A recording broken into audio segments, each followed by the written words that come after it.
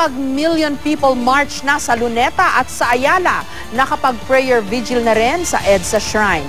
Kung hindi raw madadaan sa dasal ang pagbuwag sa pork barrel, sa santong paspasan na lang sa Korte Suprema, ayon mismo sa dating Chief Justice Renato Puno, kung saan pwede raw maghain ng People's Initiative para ito'y buwagin. Ang kailangan lang daw 10% ng kabuuang bilang na marehistradong botante sa Pilipinas o 5 milyong pirma lang.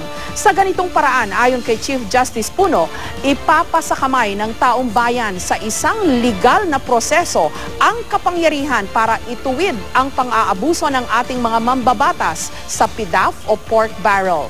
Huwag na raw asahan pang sila ang gagawa nito dahil imposible raw na sila rin ang kokontra sa sarili nilang interes o tatapos sa maliligaya nilang araw sa pagpapasasa sa PDAF o pork barrel.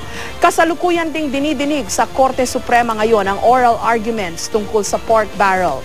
Mapasakalsada man o sa Korte Suprema pa, may madudulugan ng bayan para ihayag ang kanilang paninindigan sa pork barrel. Kung hindi man, ipasakamay nga ang kapangyarihan na umaksyon sa pamamagitan ng ipinapanukala ni Chief Justice Puno na People's Initiative.